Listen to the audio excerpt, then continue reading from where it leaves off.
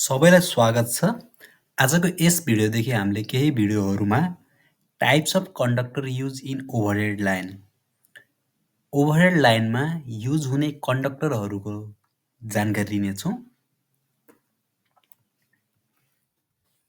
तस अन्तर्गत हामीले कपर कन्डक्टर र aluminium कन्डक्टरहरूमध्ये AAC, triple AC, ACSR र एसीएसआर र ग्याल्भनाइज्ड स्टिलको बारेमा जानकारी लिनेछौँ र भिडियोलाई अब अगाडि बढाउँ। क्लास सुरु गर्नुभन्दा अगाडि आजको यस क्लासमा हामीले के कुराहरू जानकारी लिनेछौँ त्योतर्फ लागौँ। सुरुमा हामीले इन्ट्रोडक्सन टु कन्डक्टरको बारेमा जानकारी लिन्छौँ। कन्डक्टर भनेको के हो र कन्डक्टर किन प्रयोग गरिन्छ भनेर जानकारी लिनेछौँ हामीले। त्यसपछि लाग्छौँ हामी कपर कन्डक्टर। यो सबैभन्दा पुरानो कन्डक्टर, पहिला प्रयोग गरिने कन्डक्टर कपर कन्डक्टर हो। ओभरहेड लाइनमा अहिले चाहिँ कपर कन्डक्टर प्रयोग गरिँदैन। त्यसपछि लाग्छौँ हामी एल्युमिनियम एएल कन्डक्टरतर्फ। एल्युमिनियम कन्डक्टरका फाइदा, बेफाइदा र problem with aluminium conductor. Aluminium conductor प्रयोग गर्दा के किसिमका बेफाइदाहरू छन् त त्यसको बारेमा जानकारी लिनेछौँ र अनि त्यसपछि लाग्छौँ एल्युमिनियम कन्डक्टरको टाइप्स। पहिलो टाइप्स चाहिँ एएसी छ, अल एल्युमिनियम कन्डक्टर।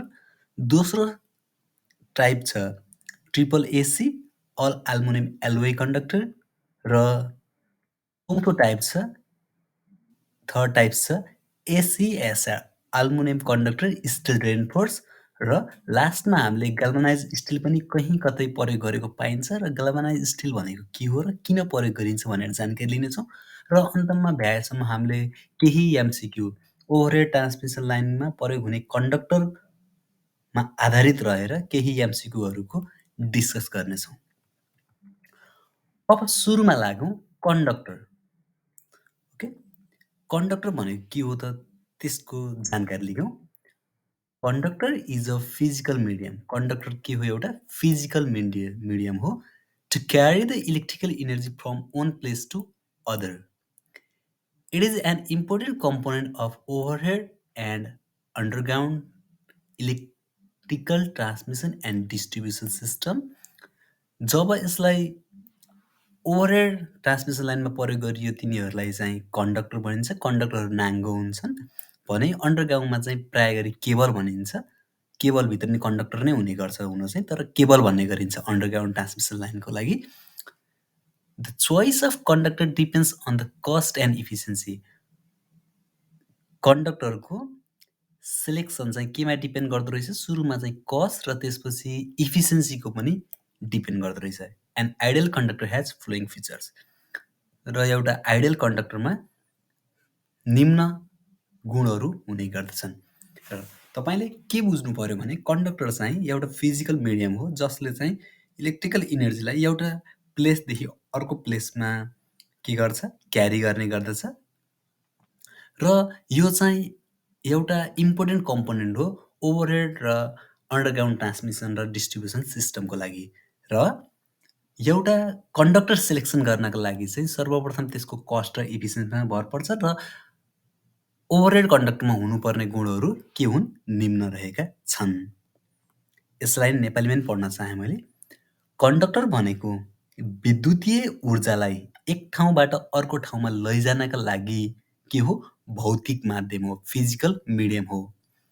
यो ओभरहेड र भूमिगत विद्युतीय प्रसारण र वितरण प्रणालीको एक प्रमुख के हो? घटक अथवा कम्पोनेन्ट हो। कन्डक्टरको छनौट लागत भनेको cost, how much money do you spend भनेको कति पैसा के गर्छौ? खर्च गर्छौ र दक्षता भनेको इफिसियन्सी। त्यो कन्डक्टरले एकदम धेरै लस भयो भने के भयो? त्यो कन्डक्टरको इफिसियन्ट भएन। म्याक्सिमम पावर कन्डक्टरमै लस भयो भने के भयो? सिस्टम इफिसियन्ट भएन। त्यसको केमा पनि भर पर्छ? इफिसियन्सीमा पनि भर पर्छ। एक आदर्श अथवा आइडियल कन्डक्टरमा निम्न गुणहरू हुनुपर्दछ। यो रह्यो एउटा पिक्चर राखेँ जसमा एउटा कन्डक्टर छ कपर कन्डक्टर र अर्को छ एल्युमिनियम कन्डक्टर। पहिलो गुणहरूमध्ये एउटा चाहिँ हाई कन्डक्टिभिटी हुनुपर्छ। केमा? कन्डक्टरमा के हुनुपर्दछ? हाई कन्डक्टिभिटी हुनुपर्छ। र मैले अगाडिको इन्ट्रोडक्सन टु रेसिस्टेन्स, इन्डक्टेन्स र क्यापासिटेन्सको एउटा भिडियोमा भनिसकेको छु। कन्डक्टेन्स भनेको के हो र कन्डक्टेन्सबाट कन्डक्टिभिटी आउँछ, कन्डक्टिभिटी भनेको के हो पनि भनिसकेको छु। र कन्डक्टिभिटीलाई केले डिनोट गरिन्छ? कन्डक्टिभिटीलाई केले डिनोट गरिन्छ? सिग्माले डिनोट गरिन्छ र कन्डक्टिभिटीको भ्यालु चाहिँ 1/ρ हुने गर्दछ। ρ भनेको के हो? रेसिस्टिभिटी हो। Conductivity is equal to reciprocal of resistivity. जब कन्डक्टिभिटी के हुन्छ? कन्डक्टिभिटी धेरै हुन्छ, रेसिस्टिभिटी के हुन्छ? थोरै हुन्छ। कन्डक्टिभिटी धेरै भएपछि के भयो? रेसिस्टिभिटी थोरै भयो। रेसिस्टिभिटी के भयो? थोरै भएपछि के भयो? त्यो कन्डक्टरको रेसिस्टेन्स कम हुन्छ, जसले गर्दा के गर्न सक्छ? यसले विद्युतलाई हाई कन्डक्ट गर्न सक्छ, भनेको यसले विद्युतको प्रसारण चाहिँ एकदम ज्यादा गर्न सक्छ। रेजिस्टेन्स कम भएपछि के भयो? त्यसले विद्युतलाई कुनै अवरोध गर्ने भएन। अवरोध नगरेपछि के गर्ने भयो? विद्युतलाई सजिलोसँग कन्डक्ट गर्न सक्ने भयो। पहिलो फर्स्ट एन्ड फरमोस्ट गुण के हुनु पर्यो ओभरहेड कन्डक्टरमा? हाई कन्डक्टिभिटी हुनु पर्यो। हाई कन्डक्टिभिटी भएपछि यसको लस पनि कम हुने गर्दछ। अर्को छ high tensile strength. Tensile strength भनेको चाहिँ the resistance of material to the breaking under tension, भनेको जब कुनै पनि वस्तुको टेन्साइल स्ट्रेन्थ बढी भयो भने यसलाई धेरै टेन्सन दिँदा पनि यो के हुँदैन? ब्रेक हुने गर्दैन। यदि ओभरहेड ट्रान्समिसन लाइनमा प्रयोग भएको कन्डक्टर थोरै टेन्सन दिँदा पनि ब्रेक अथवा चुँड्यो भने के भयो? त्यो सिस्टम के भयो? इफिसियन्ट पनि भएन र फलदायी पनि भएन। त्यसैले ट्रान्समिसन लाइनमा प्रयोग हुने कन्डक्टरहरूमा हाई टेन्साइल स्ट्रेन्थ हुनुपर्दछ। यो ब्रेक हुनु भएन। अर्को छ low specific gravity so that weight per volume is small, भनेको यसको स्पेसिफिक ग्राभिटी चाहिँ एकदम के हुनु पर्यो? कम हुनु पर्यो, जसले गर्दा यसको वेट पर भोल्युम चाहिँ कम हुन्छ। ओभरहेड ट्रान्समिसन लाइनमा प्रयोग हुने कन्डक्टरको वेट एकदम ज्यादा भयो भने के होला? ठुला टावर चाहिएलान् अथवा टावरले वेटै धान्न नसकेर टावर ब्रेक होलान्, त्यस्तो समस्या होला। त्यसैले specific gravity per unit volume चाहिँ के हुनु पर्यो? एकदम कम हुनु पर्यो, सो द्याट ट्रान्समिसन लाइनमा प्रयोग गरिने कन्डक्टरहरू हलुका हुने गर्दछन्। अर्को छ माथि जेसुकै भने पनि ट्रान्समिसन लाइनमा प्रयोग हुने कन्डक्टरहरू चाहिँ इकोनोमिक हुनु पर्यो।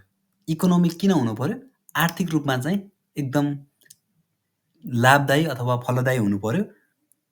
विथआउट सेक्रिफाइङ अदर फ्याक्टर, भनेको अरू कुनै फ्याक्टरलाई सेक्रिफाइस नगरिकन के हुनु पर्यो? इकोनोमिक चाहिँ हुनु पर्यो। र अहिलेसम्म आइपुग्दा मैले के भनेको छु भने ट्रान्समिसन लाइनमा प्रयोग हुने कन्डक्टरहरूमा 4वटा गुण चाहिँ हुन अत्यावश्यक छ। यी चाहिँ महत्त्वपूर्ण गुण हुन् ट्रान्समिसन लाइनमा प्रयोग हुने कन्डक्टरका गुणहरूमध्ये। यसको कन्डक्टिभिटी ज्यादा हुनुपर्दछ, जसले गर्दा यसले इलेक्ट्रिसिटी सजिलै बगाउन सकोस्। त्यसपछि टेन्साइल स्ट्रेन्थ पनि ज्यादा हुनु पर्यो। टेन्साइल स्ट्रेन्थ ज्यादा भएपछि यो सजिलै ब्रेक हुँदैन, कन्डक्टर सजिलै ब्रेक हुनु भएन। त्यसपछि यसको स्पेसिफिक ग्राभिटी एकदम कम हुनु पर्यो, सो द्याट यसको वेट चाहिँ एकदम कम हुनु पर्यो, हलुङ्गो हुनु पर्यो। र अन्तिममा चाहिँ यो चाहिँ आर्थिक रूपमा चाहिँ एकदम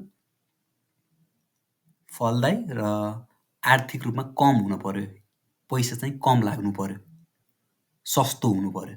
ओके, यति 4वटा गुण चाहिँ ट्रान्समिसन लाइनमा प्रयोग हुने कन्डक्टरको प्रमुख गुणहरूमा पर्न आउँछन्। अब लागौँ कन्डक्टर मटेरियलहरू।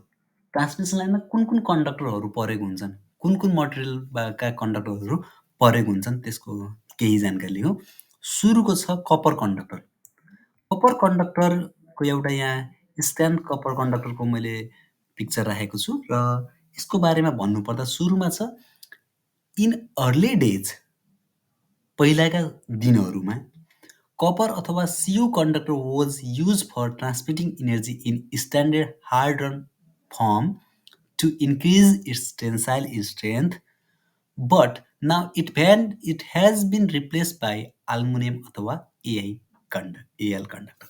ओके, पहिलाका दिनहरूमा चाहिँ कपर कन्डक्टरहरूलाई चाहिँ हार्डन फर्ममा प्रयोग गरिन्थ्यो। यो हार्डन फर्म भनेको चाहिँ एउटा प्रोसेस हो जसले गर्दा यसको टेन्साइल स्ट्रेन्थ अगाडि मैले भनिसकेँ चाहिँ टेन्साइल स्ट्रेन्थ भनेको चाहिँ जब हामीले कुनै ब्रेक गर्नका लागि फोर्स लगाइन्छ भने त्यो फोर्सलाई अवरोध गर्न सक्ने क्षमता नै के हो? टेन्साइल स्ट्रेन्थ हो। कुनै पनि कन्डक्टरलाई हामीले ब्रेक गर्न खोजिरहेको छ भने त्यो कन्डक्टर ब्रेक हुँदैन भने त्यो क्यापासिटी त्यो चाहिँ त्यसको के क्यापासिटी हो? टेन्साइल स्ट्रेन्थ हो। पहिला चाहिँ के गरिन्थ्यो अरे कपर कन्डक्टरलाई चाहिँ हार्डन फर्ममा प्रयोग गरिन्थ्यो अरे किनकि यसको टेन्साइल स्ट्रेन्थ बढाउन। हार्डन गरिसकेपछि चाहिँ के गरिँदो रहेछ? यसको टेन्साइल स्ट्रेन्थ चाहिँ बढ्दो रहेछ कन्डक्टरको। हार्ड रन गरिसकेपछि कन्डक्टरको टेन्साइल स्ट्रेन्थ बढ्दो रहेछ। प्रारम्भिक दिनहरूमा तामा अथवा सिउ कन्डक्टरहरू तन्ने भनेको टेन्साइल शक्ति बढाउनका लागि स्ट्यान्डर्ड हार्डन फर्ममा ऊर्जा प्रसारण गर्न प्रयोग गरिन्थ्यो। तर अब यो एल्युमिनियम अथवा एलद्वारा प्रतिपादित अथवा विस्थापित गरिसकेको छ। Copper is an ideal material for power conductor owing to its भनेको कपर चाहिँ एकदम आदर्श अथवा विशिष्ट मटेरियल हो ट्रान्समिसन लाइनमा प्रयोग गर्न मिल्ने कन्डक्टरहरूमध्ये। किनकि यसमा के गुण हुन्छ? यसको कन्डक्टिभिटी चाहिँ एकदम ज्यादा हुन्छ। अगाडि पनि मैले भनिसकेँ के चाहिन्छ ट्रान्समिसन लाइनमा प्रयोग हुने ओभरहेड कन्डक्टरको गुणहरूमा एउटा कन्डक्टिभिटी ज्यादा हुनुपर्यो, टेन्साइल स्ट्रेन्थ ज्यादा हुनुपर्यो, अर्को छ लो स्पेसिफिक ग्राभिटी हुनुपर्यो र इकोनोमिक हुनुपर्यो। हाई कन्डक्टिभिटी चाहिँ यसको राम्रै छ, कन्डक्टिभिटी एकदम उच्च छ। अर्को छ greater tensile strength. Tensile strength पनि एकदम राम्रो छ किनकि यसलाई हार्डन फर्ममा प्रयोग गरिन्छ जसले गर्दा यसको टेन्साइल स्ट्रेन्थ एकदम ज्यादा हुन्छ। It has significantly lower resistance than aluminium. यसको रेजिस्टेन्स चाहिँ एकदम सिग्निफिकेन्स लोयर छ एल्युमिनियमको भन्दा। एल्युमिनियम कन्डक्टरको रेजिस्टेन्स चाहिँ कपर कन्डक्टरको भन्दा ज्यादा हुन्छ। हामीले अगाडिको स्लाइडहरूमा पनि जानकारी लिनेछौँ त्यसको बारेमा। अहिले के बुझ्नु पर्यो भने कपर चाहिँ एउटा आइडियल मटेरियल हो फर पावर कन्डक्टर। यसमा के गुणहरू छन् कि यसको कन्डक्टिभिटी एकदम राम्रो छ, यसको टेन्साइल स्ट्रेन्थ पनि राम्रो छ र यसको रेजिस्टेन्स चाहिँ एल्युमिनियमको भन्दा नि कम छ। तर के हुँदो रहेछ भने अब कपरलाई चाहिँ किन प्रयोग गरिँदैन भनेर भन्नुपर्दा यति गुण भए तापनि कपर चाहिँ एकदम महँगो हुन आउँछ। त्यसैले अहिलेको कन्डिसनमा कपरहरू प्रयोग गरिँदैन। ओके, यो कुरा मैले पछि पनि भन्नेछु। अब अर्को सेन्टेन्स पढौँ। It is always use in harden form. अगाडि पनि मैले भनिसकेँ कपरलाई चाहिँ जहिले पनि हार्डन फर्ममा प्रयोग गरिन्छ। Hard drawing decreases the electrical conductivity slightly, yet it increases the tensile strength considerably। भनेको जब हार्डन गरिन्छ कपर कन्डक्टरलाई यसले कन्डक्टिभिटी थोरै के गर्छ? डिक्रिज गर्छ, स्लाइटली डिक्रिज गर्छ। तर यसले टेन्साइल स्ट्रेन्थ चाहिँ एकदम बढाएर ल्याउँछ। त्यसैले कपर कन्डक्टरलाई के गरिन्छ? हार्ड ड्रइङ गरेर मात्र प्रयोग गर्ने गरिन्छ। यहाँ मैले हार्ड ड्रइङ भनेको के हो त्यो पनि लेखेको छु। Harden so as to produce the great hardness and strength. Hardness र स्ट्रेन्थ बढाउनको लागि गरिने प्रोसेसलाई के भनिन्छ? हार्ड रन प्रोसेस भन्ने गरिन्छ। ओके, यो स्लाइडमा मैले हजुरहरूलाई के जानकारी गराएँ भने कपर कन्डक्टर चाहिँ पहिलाको समयमा प्रयोग गरिने एउटा कन्डक्टर हो जसलाई हार्डन गरेर प्रयोग गरिन्छ। हार्डन गरिसकेपछि के हुँदो रहेछ? यसको टेन्साइल स्ट्रेन्थ बढ्दो रहेछ। कपर चाहिँ आइडियल मटेरियल हो अरे। किन आइडियल हो भन्दा यसको कन्डक्टिभिटी राम्रो छ, टेन्साइल स्ट्रेन्थ राम्रो छ, रेजिस्टेन्स एल्युमिनियमभन्दा कम छ। र हार्ड ड्रइङ गरिसकेपछि कपरको चाहिँ कन्डक्टिभिटी थोरै घट्छ र टेन्साइल स्ट्रेन्थ एकदम बढ्छ। त्यसैले यसलाई हार्ड ड्रइङ गरेर मात्र प्रयोग गर्ने गरिन्छ। यो कपरको एउटा स्ट्यान्ड फर्म हो। यो स्ट्यान्ड किन गरिन्छ भन्ने कुरा मैले पछि एल्युमिनियमको एसिएसआर कन्डक्टरको बारेमा जानकारी गराउनेछु। अब लागौँ कपर कन्डक्टरको केही अरू जानकारी। Copper has copper has high current density. This leads to कपरको करेन्ट डेन्सिटी चाहिँ एकदम बढी हुन्छ अथवा करेन्ट घनत्व एकदम बढी हुन्छ जसले गर्दा केमा सहयोग पुर्याउँछ त जब करेन्ट डेन्सिटी बढी हुन्छ स्मलर यो एक्स भनेको cross sectional area of conductor is required भनेको जब यसको करेन्ट डेन्सिटी एकदम बढी भयो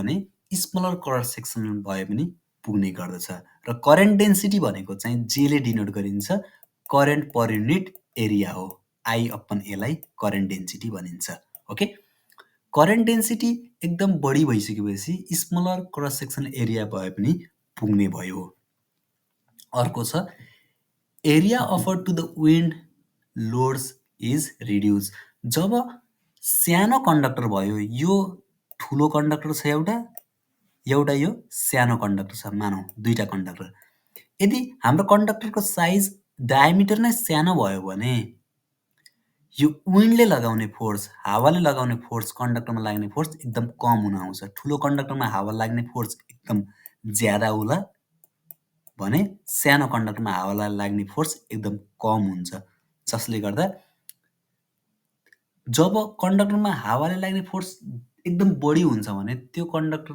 त्यसको स्ट्रक्चरमा लाग्ने बेन्डिङ मोमेन्ट पनि धेरै हुन्छ जसले गर्दा स्ट्रक्चर बलियो चाहिन्छ तर कपर कन्डक्टरको एरिया नै सानो भएपछि त्यसमा हावाले लाग्ने फोर्स एकदम कम हुन्छ त्यही अनुसारका स्ट्रक्चरको साइजमा पनि पैसा घट्ने भयो त्यसैले कपरको सुरुको चाहिँ करेन्ट डेन्सिटी एकदम ज्यादा हुने हुनाले यसको कन्डक्टरको स्मलर कन्डक्टर भए पनि पुग्यो र स्मलर कन्डक्टर हुने बित्तिकै विन्डले लाग्ने फोर्स पनि त्यो कन्डक्टरमा रिड्युस हुने भयो अर्को छ इट मेल्ट्स एट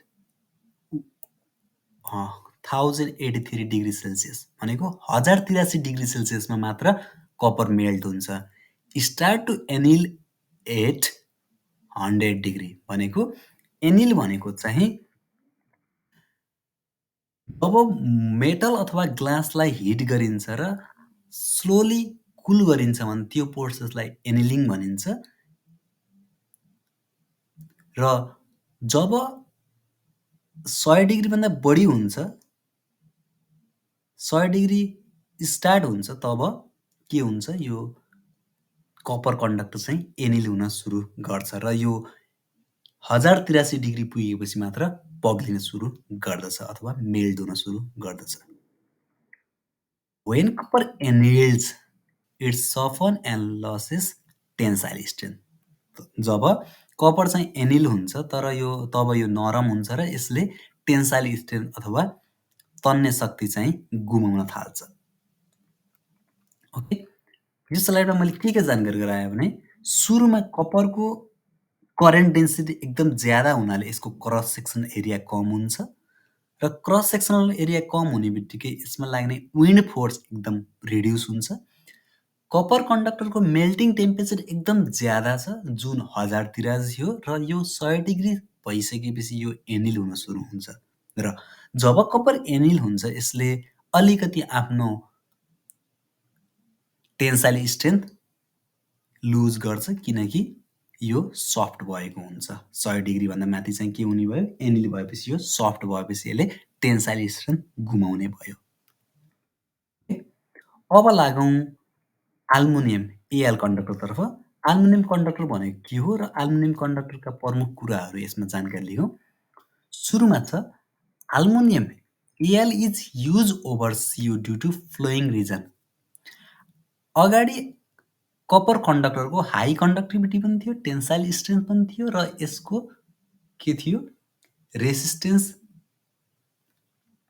एल्युमिनियमभन्दा कम थियो तर aluminium conductor is use over see you भनेको कपर भन्दा चाहिँ एल्युमिनियम प्रयोग गरिन्छ किनकि फ्लोइङ कारणले गर्दा पहिलो छ it has lesser cost than copper भनेको यसको लागत चाहिँ तामाको तारमा लाग्ने अथवा कपरको तारमा लाग्ने लागतभन्दा एकदम कम हुने हुनाले यसलाई चाहिँ बढी प्रयोग गरिन्छ। अर्को छ it offers larger diameter for the same amount of current which reduces current.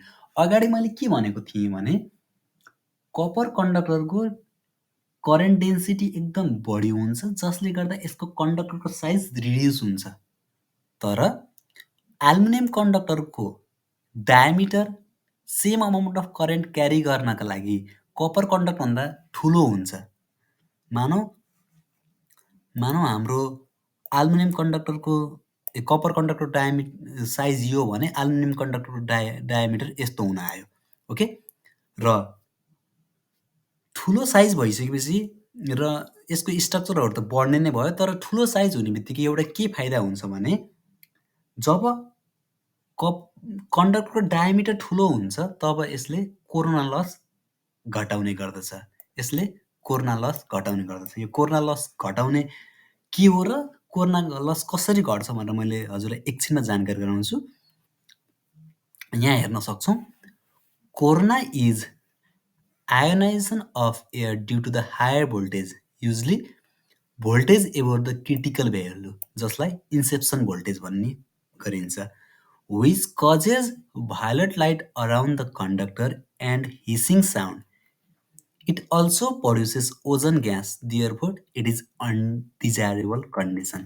यहाँ हेर्न सक्छौँ कोरोना भनेको चाहिँ कन्डक्टरको अराउन्डमा रहेको एयर चाहिँ के हुने हो, आयोनाइजेसन हुने हो। केले गर्दा हाई भोल्टेज लाइनले गर्दा, जसले यो भायोलेट अथवा बैजनी कलरको लाइट पैदा गर्छ र हिसिङ साउन्ड पनि निकाल्ने गर्दछ। यो कोरोना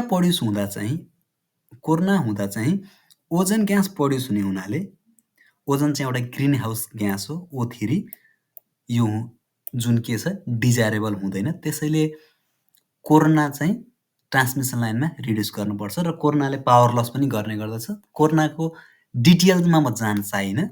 र जब हामीले कन्डक्टरको साइज बढाउँछौँ कोरोना लस घट्छ र कोरोना इन्सेप्सन भोल्टेज चाहिँ मैले एउटा यो याद गर्नु पर्न, तपाईँलाई मैले जानकारी मात्र गराएँ। GMD LN GMD GMR del M यस्तो रिलेसनमा हुँदा आउँछ, जहाँ डेल भनेको चाहिँ यो एयर डेन्सिटी फ्याक्टर, याम भनेको स्मुथनेस, यो VCI भनेको कोरोना इन्सेप्सन भोल्टेज हो। यस्तो एउटा कोरोना इन्सेप्सन भोल्टेज हुन्छ। यो सबै कुरा त याद नगर्नु, तर यस्तो एउटा रिलेसन हुन्छ कोरोनाको योभन्दा माथि भोल्टेज गयो भने चाहिँ कोरोना पैदा हुन्छ भनेर चाहिँ यस्तो एउटा रिलेसन हुन्छ। ओके, के बुझ्नु पर्यो भने जब हामीले कन्डक्टरको रेडियस अथवा डायमिटर बढाउँछौँ, यो कोरोना इन्सेप्सन भोल्टेज चाहिँ माथि पुग्न जान्छ। जब कोरोना इन्सेप्सन भोल्टेज माथि पुग्छ भने त्यसपछि त्यो इन्सेप्सन भोल्टेज चाहिँ त्यो लाइन भोल्टेजले अथवा लाइनको पिक भोल्टेजले, ट्रान्समिसन लाइनको पिक भोल्टेजले मिट गर्न सक्दैन। जब मिट गर्न सक्दैन कोरोना पैदा हुँदैन। कोरोना पैदा नभइसकेपछि कोरोनामा हुने पावर लस पनि हुँदैन। ओके, अब के बुझ्नु पर्यो भने यो सबै कुरा याद गर्न त सकिँदैन, तर के बुझ्नु पर्यो भने सुरुमा चाहिँ एल्युमिनियम कन्डक्टरको चाहिँ कस्ट कपरको भन्दा कम हुन्छ बुझ्नु पर्यो। दोस्रो चाहिँ एल्युमिनियम कन्डक्टरमा प्रयोग हुने कन्डक्टरको डायमिटर कपर कन्डक्टरभन्दा डायमिटरभन्दा ठुलो डायमिटरको प्रयोग हुन्छ, जसले गर्दा कोरोना लसलाई घटाउन सक्छ। ओके, कोरोना लसको मैले पछाडि MCQ पनि राख्नेछु। र कोरोना लस भनेको के हो मैले यहाँ हजुरलाई यदि जान्न चाहनुहुन्छ भने त्यो कुरा पनि राखिदिएँ। ओके, यो इम्पोर्टेन्ट त नहोला कोरोना लसको, तर कोरोना लस भनेको चाहिँ के बुझ्नु पर्यो भने चाहिँ जब कुनै एउटा क्रिटिकल भोल्टेजभन्दा माथि भोल्टेज पुग्यो भने त्यसको सराउन्डिङमा रहेको एयर चाहिँ आयोनाइज हुन्छ र जसले गर्दा भायोलेट कलरको लाइट र हिसिङ साउन्ड पैदा अथवा प्रड्युस गर्छ र त्यही क्रममा ओजन ग्यास पनि प्रड्युस हुने हुनाले यो चाहिँ अनडिजायरेबल कन्डिसन हो र ट्रान्समिसन लाइनमा जहिले पनि कोर्ना चाहिँ पावर लस गर्ने गर्दछ। त्यसैले कोर्नाबाट चाहिँ ट्रान्समिसन लाइनमा कोर्ना लस चाहिँ घटाउनको लागि पनि एएल कन्डक्टरको एउटा भूमिका रहँदो रहेछ। ओके, अब लागौँ अर्को पोइन्टतर्फ। It is cheap and light as compare to copper but has smaller conductivity and tensile strength. अगाडि भनिसकेँ कपरको चाहिँ टेन्साइल स्ट्रेन्थ पनि राम्रो थियो, यसको कन्डक्टिभिटी पनि राम्रो थियो, तर एल्युमिनियम कन्डक्टर सस्तो छ, वेट कम छ, तर यसको टेन्साइल स्ट्रेन्थ र कन्डक्टिभिटी चाहिँ कपरको भन्दा कम हुने गर्दछ। Conductivity of aluminium is 60% of copper भनेको यसको कन्डक्टिभिटी अफ एल त 60% छ अरे, 0.6 अफ के छ अरे, सियु छ अरे। यहाँबाट हेर्न सक्छौँ रेसिस्टिभिटी भनेको के हुन्छ, 1/, कन्डक्टिभिटी हुन्छ भनेको रेसिस्टिभिटी अफ एल त 1/0.6 अफ सियु को रेसिस्टिभिटी हुँदो रहेछ भनेको 1/0.6 गर्दा कति हुन्छ, 1.6 हुन आउँछ होला। ओके, जब रेसिस्टिभिटी बढी भयो के हुन्छ, रेजिस्टेन्स पनि बढ्ने भयो। रेसिस्टिभिटी 1.6 टाइम्स हुने बित्तिकै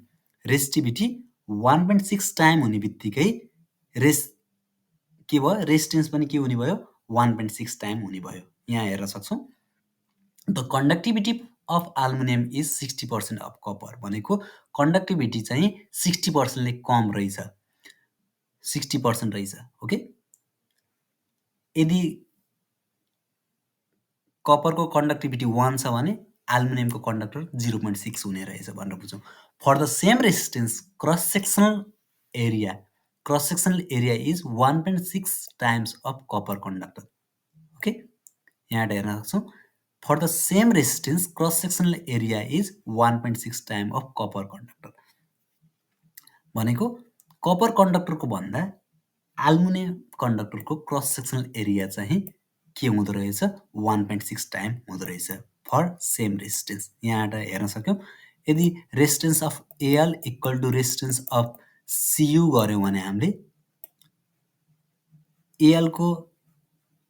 एलको रेजिस्टेन्स र सियुको रेजिस्टेन्स बराबर गर्ने, रेजिस्टेन्स भनेको के हो अरे हाम्रो रो एल बाई ए हुन्छ, यता पनि रो एल बाई ए हुन्छ।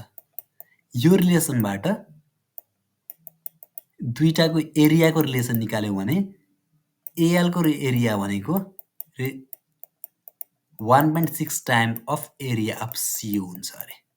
ओके, यो रिलेसन यहाँबाट आएको। यो रिलेसन डिराइभ गर्न जान्नु पर्न, तर के जान्नु पर्यो भने कन्डक्टिभिटी 0.6 हुन्छ, जसले गर्दा for the same resistance cross sectional area of aluminium conductor is 1.6 time of copper conductor भनेको कपर कन्डक्टर भन्दा एल्युमिनियम कन्डक्टरको डायमिटर बढ्ने भयो। The specific gravity of aluminium, okay, specific gravity of aluminium 2.71 भनेको यो हलुका रहेछ, यहाँ हेर्न सक्छौँ, र कपरको एल्युमिनियम 8.9 भनेको 1/3 ले हलुका रहेछ। ओके, 1/3 ले हलुका रहेछ। Specific gravity of aluminium conductor चाहिँ कपर कन्डक्टर भन्दा 1/3 ले कम हुने रहेछ। अब हेरौँ वेट अफ कन्डक्टर र वेट अफ कपर कन्डक्टर र weight of aluminium conductor relation हेरौँ है त। For the given distance and same current the weight of L and weight of CU भनेको एल कन्डक्टर र सियु कन्डक्टर वेट हेरौँ। Weight भनेको mass हो, मास भनेको रो इन्टु भी। ओके, भी भनेको एरिया इन्टु लेन्थ।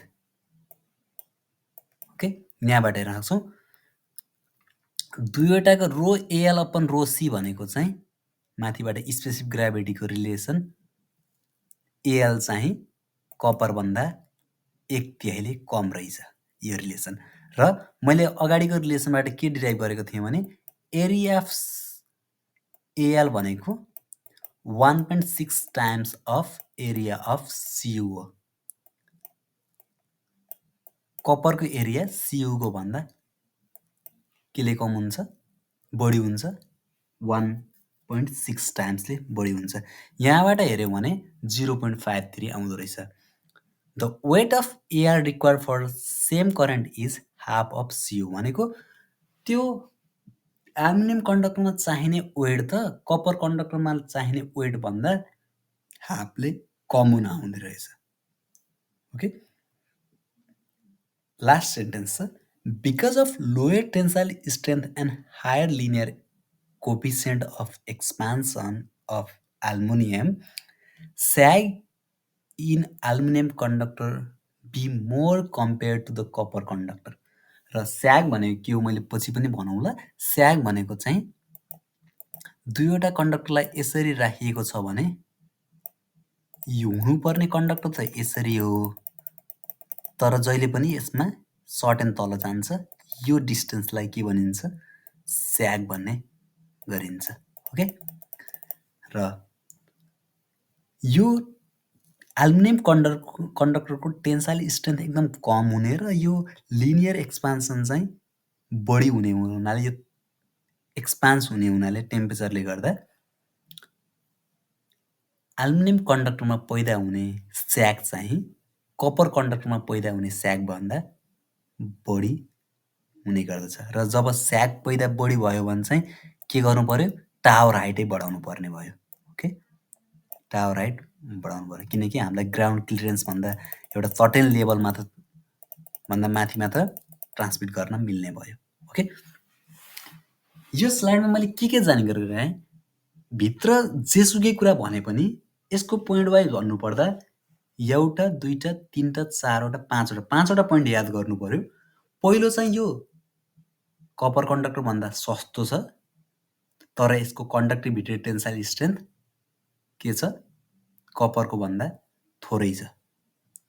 सस्तो भयो तर टेन्साइल स्ट्रेन्थ र कन्डक्टिभिटी कम भयो। एल्युमिनियम कन्डक्टरको कन्डक्टिभिटी कपर कन्डक्टरको भन्दा 0.6 टाइम्स छ भनेको कन्डक्टिभिटी कम रहेछ। कन्डक्टिभिटी कमले हुनाले यसको एरिया अफ क्रस सेक्सनल चाहिँ 1.6 टाइम्स छ। र पहिलो पोइन्ट भनेको सस्तो, दोस्रो पोइन्ट भनेको क्रस सेक्सनल एरिया धेरै, तेस्रो भनेको स्पेसिफिक ग्राभिटीको भन्ने कुरा बित्तिकै यसमा चाहिँ यसको ओजन कम छ, यो हलुका छ। चौथो छ यसको वेट त कपरको वेटभन्दा आधा हुन आउँछ। ओके, यसको वेट आधा हुन आउँछ। हलुकामै आयो यो कुरा जोडियो, हलुकासँगै कुरा जोडियो। र पाँचौँ छ यसको टेन्साइल स्ट्रेन्थ कम र कोफिसिएन्ट अफ लिनियर एक्सपान्सन बढी हुने हुनाले यसले स्याग बढी पैदा गर्छ। ओके, यी कुराहरू एल्युमिनियम कन्डक्टरका विशेषताहरू हुन्। मैले फेरि पनि दोहोऱ्याउन चाहेँ, सस्तो छ तर कन्डक्टिभिटी र टेन्साइल स्ट्रेन्थ कम छ। कन्डक्टिभिटी 0.6 अफ एल्युमिनियम छ जसले गर्दा क्रस सेक्सनल एरिया बढ्ने रहेछ। यसको स्पेसिफिक ग्राभिटी चाहिँ कपरको स्पेसिफिक ग्राभिटी भन्दा 1/3ले कम छ जसले गर्दा यसको ओजन कम हुने भयो। For the given distance and for the same amount of current to be carry, weight of aluminium भनेको चाहिँ हाफ छ कपरको भन्दा, तर लोयर टेन्साइल स्ट्रेन्थ र हायर कोफिसिएन्ट अफ लिनियर एक्सपान्सनले गर्दा यसमा स्याग बढी पैदा हुन्छ जसले गर्दा के हुन्छ? स्याग चाहिँ यसमा पैदा हुने बढी गर्दछ।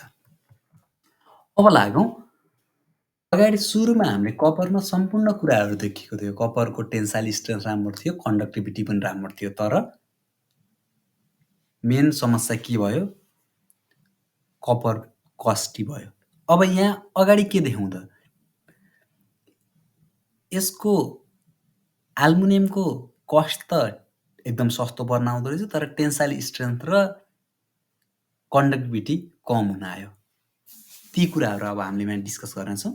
Due to the lower tensile strength and higher coefficient of linear expansion. Coefficient of linear expansion भनेको तापक्रम अनुसार यो तन्किने गुण। Okay, the sag is greater in aluminium conductor. Aluminium कन्डक्टरमा पैदा हुने स्याग चाहिँ बढी हुने गर्दछ। ओके,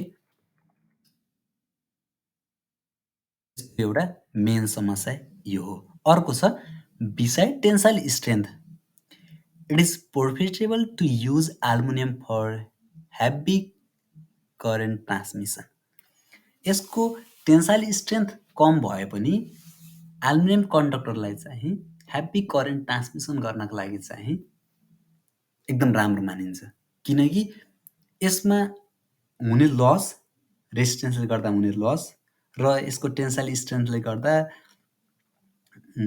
लाग्ने अन्य खर्चहरू जोड्दा पनि कपर कन्डक्टरको लागि लाग्ने लागतभन्दा कम हुने हुनाले यो चाहिँ कपर कन्डक्टरभन्दा प्रोफिटेबल हुने गर्दछ। Due to the lower tensile strength कम भएको हुनाले lower strength of aluminium due to the lower tensile strength aluminium is use with some other materials or alloys. भनेको यसको तन्ने शक्ति कम भएको कारणले नै यसको टेन्साइल स्ट्रेन्थ बढाउनको लागि चाहिँ एल्युमिनियमलाई चाहिँ अदर मटेरियलसँग युज गरिन्छ अथवा एलोय बनाउने गरिन्छ। जस अन्तर्गत हामीले अब एल्युमिनियम कन्डक्टरहरूमा पनि विभिन्न टाइप्स छन्। पहिलो टाइप छ एएसी, अल एल्युमिनियम कन्डक्टर भनिन्छ, यसमा केही पनि मिसाइएको हुँदैन। दोस्रो छ triple AC, all aluminium alloy conductor भनिन्छ, यसमा चाहिँ क्यान्डियम मिसाइएको हुन्छ टेन्साइल स्ट्रेन्थ बढाउन। अनि अर्को छ एसिएसआर, एल्युमिनियम कन्डक्टर स्टिल ट्रान्सपोर्ट, यसको बिचमा चाहिँ स्टिल राखेर यसको टेन्साइल स्ट्रेन्थ बढाउने गरिन्छ। यी तीनवटा टाइप्सहरू अब हामीले के अन्तर्गत पढ्नेछौँ? एल्युमिनियम कन्डक्टर अन्तर्गत पढ्नेछौँ। ओके, अब बाँकी भिडियोमा मैले एएसी, ट्रिपल एसी र एसिएसआर र लास्टमा रहेको ग्याल्भनाइज स्टिल कन्डक्टर बारेमा डिटेल लिएर आउनेछु। त्यहाँसम्मको लागि म बिदा हुन्छु। हस्त, धन्यवाद, नमस्कार, हजुरको दिन शुभ रहोस्।